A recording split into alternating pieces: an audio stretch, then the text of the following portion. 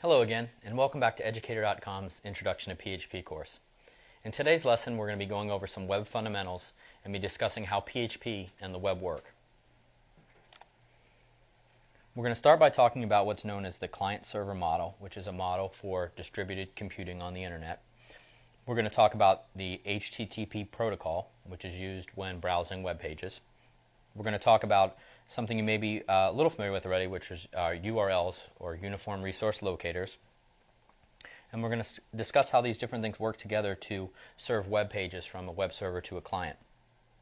Additionally, we're going to talk about the differences between static and dynamic web pages, go over what server-side scripting is, and then talk about how server-side scripting is used to serve dynamic web pages.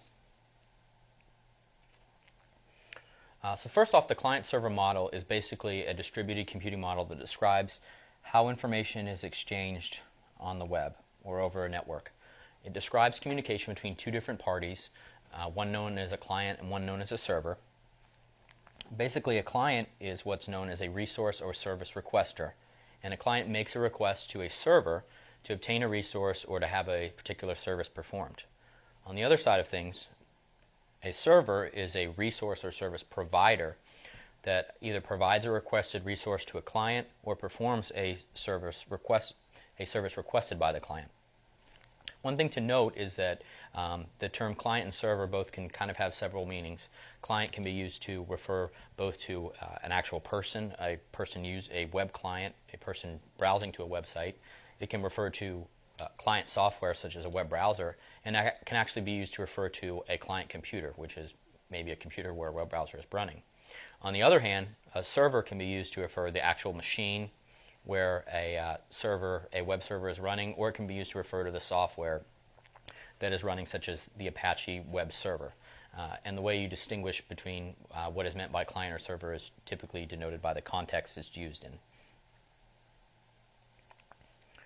So we know that the web uses a client-server model for accessing web pages.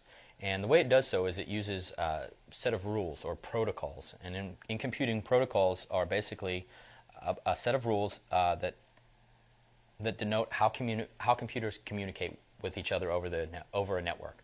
And there are a number of different protocols out there. The one that's used in the web to browse to web pages, which you may have heard of and you might recognize from URLs that you've entered into the address bar of your browser, is HTTP, or it's formerly known as the Hypertext Transfer Protocol. And what that protocol is it defines how web servers and web browsers interact to be able to serve and view web pages. Whenever you type an address in your web browser, such as this, you'll notice that there's the HTTP four-letter mnemonic at the beginning of the link, and what that is basically doing is specifying in your web browser that you want to request a particular PHP page, a particular web page, and you want to use the HTTP protocol to do it. And it's standard protocol used on the web to access web pages, so you don't actually, even when you type an address in your web browser, you could just type educator.com, and you'll actually see that your browser goes ahead and inserts this HTTP part here at the beginning, because that's the method used to access websites. So how does one decide or to tell the web browser what resource it wants to view, what web page it wants to view, and how to view it? And the way it does that is through a URL, which is this right here, which we had seen on the previous page. Basically, a URL describes the location of a particular resource on the internet that you want to view, for example, a web page, and then also describes the method of retrieving it. URLs have a specific form. This is a simplified form. If not, there's additional parts that can be added to it. Basically, it contains a scheme which describes the way of or means of retrieving a particular resource. It contains a host name, which is basically the name of the server or the IP address of the server that has the content that you're trying to retrieve. It can optionally have, or it actually always has in the background, a port specified, which says on what port you want to connect to the particular server, and that's port is a networking term that's used that describes how basically computers communicate with each other, and they do so using ports, which are basically numbered assets on a computer, for example, port 80, port 100. The last part of the URL is the path, and basically what that is the path to the resource you're trying to find on the server that you're communicating with. So for accessing web pages, URLs typically have the form shown here. For the scheme, it has, as we saw in the last slide, the HTTP specified, and that specifies that it wants to use that you should use the HTTP protocol to load a particular resource on the web. In this case, the resource is a file called index.html, and then index.html is located in the PHP directory on the server educator.com, and the way that you connect to that server at educator.com is using port 80. Now, port 80 is the default use for communicating with web servers and is typically used left out of URLs, and actually pretty much any time you browse anything on the web you never see it, but behind the scenes it's implicitly being used, and that's how your web browser communicates with the web server to to be able to use HTTP to download a web page to your browser. So how does all this work together with the client-server model, the HTTP protocol, and using URLs? Well, let's say, for example, we have this URL here that specifies we want to use the HTTP protocol to, again, to load or view the file index.html located in the PHP directory of the educator.com server, which, again, implicitly is going to use port 80 to connect. So how does that happen? Well, the first thing you do is when you type this address into your web browser initiates what's known as an HTTP request.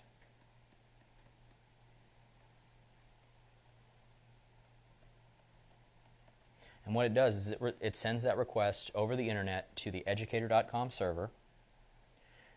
The educator.com server has what's known as an HTTP server, or more commonly a web server, that's listening on port 80 for any HTTP request.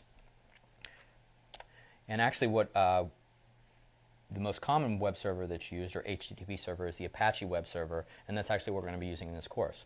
So when you send out from your web browser an HTTP request to educator.com, for example, Apache web server will receive that request, and it'll dissect the URL and discover that, okay, you want to receive the index.html file loaded in the PHP directory. Well, the Apache web server knows how to map these URLs to specific places on a hard drive. So it goes to the hard drive, loads the index.html file, and the file is loaded up by the HTTP server, and then it sends the file back to the requesting client or requesting web browser using what's known as an HTTP response.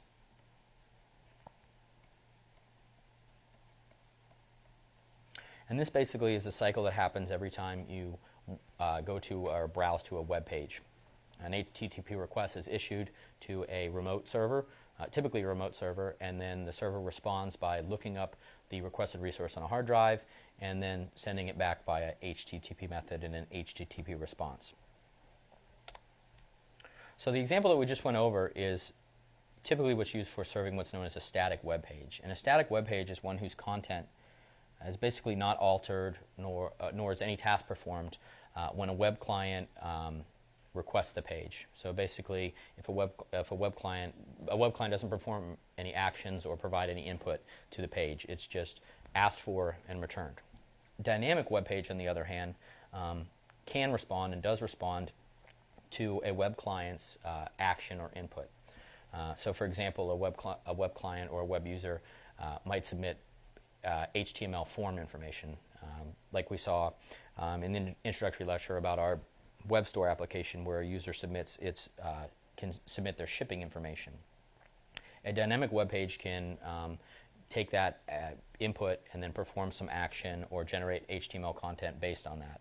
For example, it could, in the case of our web store application, it could generate an output that says this is the address you provided where we're going to ship things to, or it can even perform tasks like accessing a database or even processing a credit card transaction. And PHP is a server-side scripting language that's used for the creation of these dynamic web pages and web applications. So we've mentioned a little bit in the introductory lecture and now about server-side scripting. And basically what server-side scripting is what PHP is. It's a programming language that is executed on the server whenever a user requests a resource. So for example, when a user, a web client requests a PHP page from a web server, for example at educator.com, when that page is requested, basically executable code is run that can be used to perform some actions or to generate some HTML content, dynamic HTML content that gets sent back to the user. Typically, the code is, for server-side scripting language, the code is always executed on the server, and then its output, typically in the form of an HTML, is returned seamlessly to the web client. So from the web client's point of view, all they see is them sending a request for a particular PHP page to a web server, and then they receive HTML output in response. And it's basically the ability to execute code on each page request that allows PHP to basically take your web pages and web applications from the static to the dynamic. Additionally, most server-side scripting languages, including PHP, allow executable code, or the server-side scripting code, to be intermingled with HTML markup. So for example, if we look at a static HTML page, it just contains regular HTML content, and if we look at the source, we can see it just contains some simple HTML tags, and that's all it contains is HTML code, and that's a static web page. However, if we look at a page called dynamic.php, for example, and we load that up, this is an example of a dynamic web page that executes server-side scripting code when it's being processed or when it's requested. So in this example, this web page actually just prints out the current date and time, which is obviously going to change every time the page is requested. So if we refresh the page, you can see that the time has actually changed. Now if we actually go and look at the source code for this particular page,